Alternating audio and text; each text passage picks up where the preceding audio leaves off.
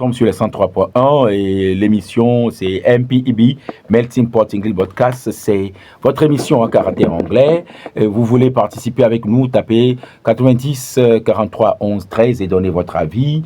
Nous sommes dans le débat où c'est avec nos chers élèves. Je vais leur demander à chacun, ici à chacune, c'est quoi quand on parle de semaine culturelle. Je commence par la petite sœur avant d'aller à la grande sœur. Quand on dit semaine culturelle, on fait allusion à quoi, mademoiselle Estelle? Quand on dit semaine culturelle, on fait allusion à quoi? Quand on dit semaine culturelle, on fait allusion à des loisirs. À des loisirs, oui.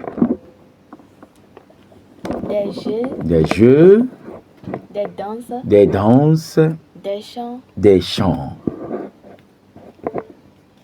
Ok, c'est ce que Miss Estelle a à dire. La grande sœur, quand on parle de semaine culturelle, tes idées vont où?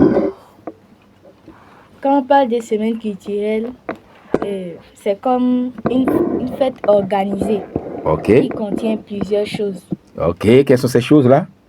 Il y a le métier de rêve. Ok, métier de rêve. Et la soirée traditionnelle. Ok. Il y a la danse. Il y a les jeux aussi. Il y a les jeux. Oh. Tu peux nous dire, Grace, l'activité que tu as l'habitude de faire? Tu participes en quoi quand il s'agit de semaine culturelle le plus souvent? Qu'est-ce qui t'intéresse? Dans la semaine culturelle, c'est la danse qui m'intéresse. Laquelle? Traditionnelle ou bien moderne? Les deux. Les deux. Ok. Traditionnelle, tu danses quelle danse déjà? Et la danse de chez nous. La danse de chez vous. Ok, d'accord, d'accord. On verra ça, c'est demain soir. Je serai là à regarder. Oui, Estelle, quelle est l'activité, ou bien quelles sont ces activités qui t'intéressent le plus dans la semaine culturelle? Oui? Les chants. Les chants. Quelles chansons par hasard? Tu vois, même tu aimes voir les gens chanter. Oui. Tu aimes voir les gens chanter. Ok, allons-y.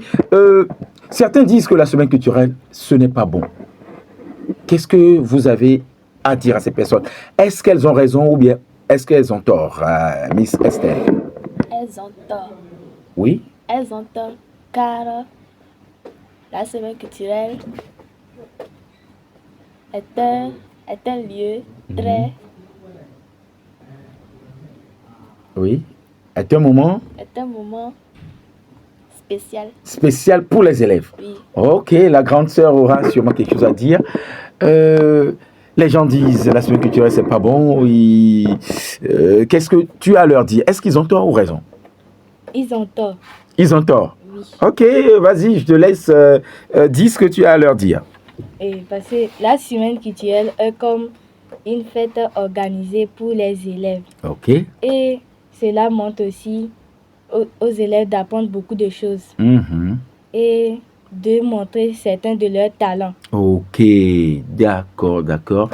Donc, Estelle, si tu devenais aujourd'hui ministre de l'Éducation et on te demande d'effacer cette semaine ou bien de l'encourager, de la financer, entre les deux, qu'est-ce que tu vas choisir?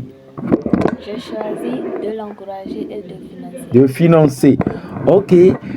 La même question. Qu'est-ce que tu penses pouvoir ajouter à la semaine culturelle? Ou si tu avais le pouvoir d'effacer la semaine culturelle, tu allais le faire ou bien qu'est-ce que tu vas faire?